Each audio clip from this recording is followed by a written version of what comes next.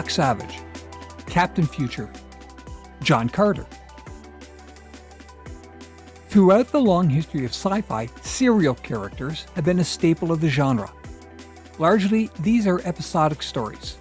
There will be reoccurring characters, perhaps an overriding theme or two, but generally, the series will continue as a sequence of individual episodes.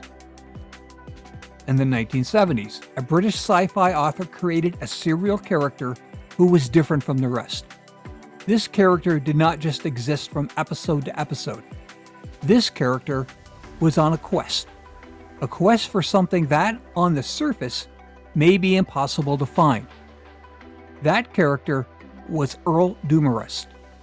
The author was E.C. Tubb, and he too became involved in a kind of quest. A quest to ensure that his creation would, himself, finish his own quest. I'm VJ, this is The Hairy Edge, and let's dive into it.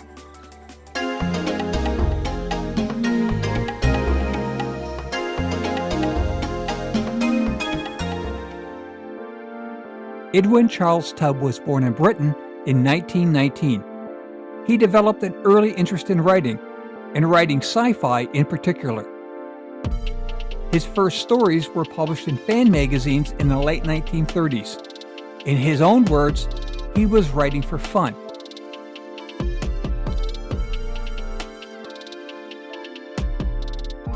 Tubb began writing professionally in 1951. In his own words, I wrote whatever I could to keep the money coming. He would go on to write some 140 novels before his death in 2010. Tubb would become an important figure in the UK science fiction scene. He edited the magazine Authentic Science Fiction and co-founded the British Science Fiction Association. British sci-fi and fantasy legend Michael Moorcock said of Tubb, his reputation for fast-moving and colorful SF writing is unmatched by anyone in Britain. Tubb wrote several novelizations of the TV sci-fi series Space 1999. Under the pen name Gregory Kern, Tubb wrote 17 novels following the adventures of Cap Kennedy. Kennedy is an independently wealthy adventurer who works as an intergalactic agent, supported by a crew of loyal companions, human and otherwise. This series is very much in the vein of Doc Savage, but that is not the Tubb series I want to discuss in this video. Under his own name, E.C. Tubb published the novel The Winds of Gath in 1967 for Ace Books. It was the first story to feature the character Earl Dumarest.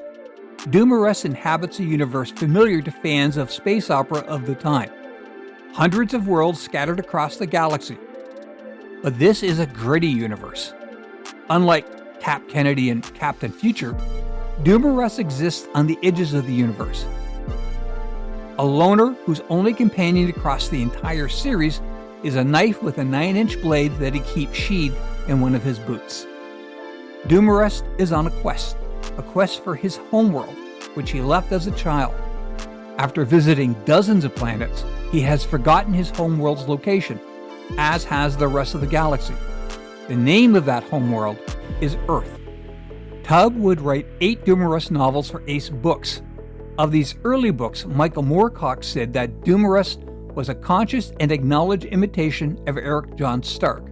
Stark, created by Lee Brackett, is a character I've discussed in a previous video, and I get the comparison. Dumarest fights with a knife, often in gladiator-style combat.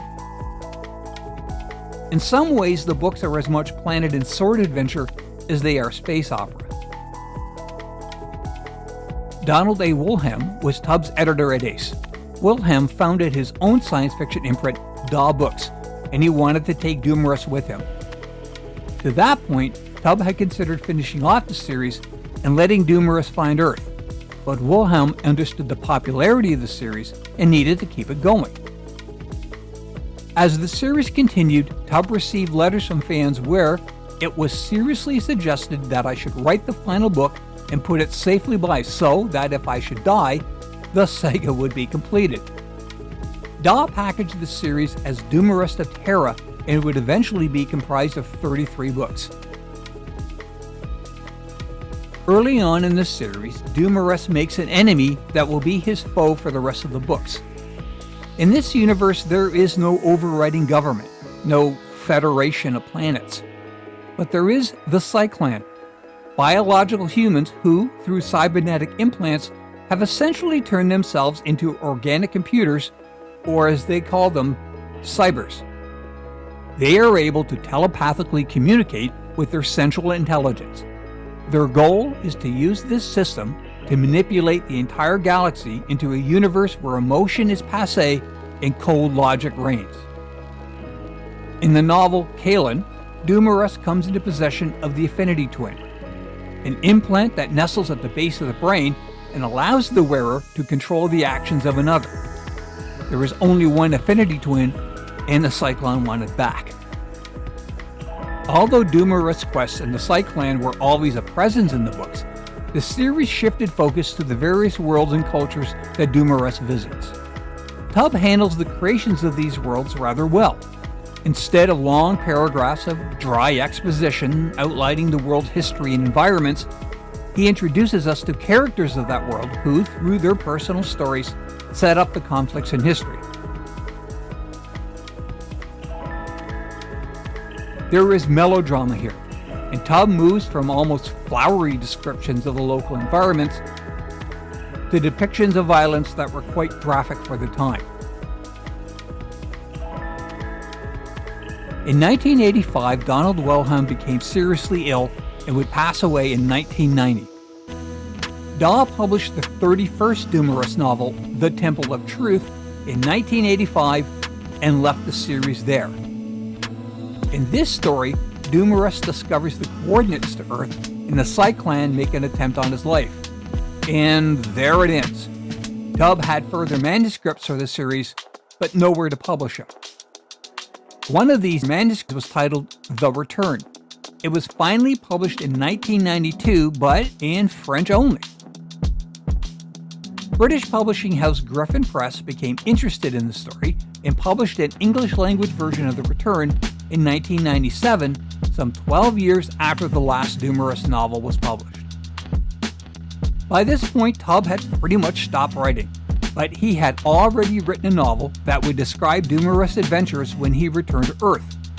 In 2002 and 2003, portions of that book were published as short stories in Fantasy Adventure magazine.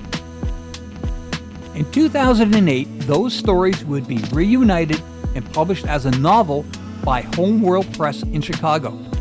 This was the 33rd and final Dumarest novel, and it was entitled Child of Earth. Tubb had never intended for Dumarest's adventures to stop when he finally reached Earth.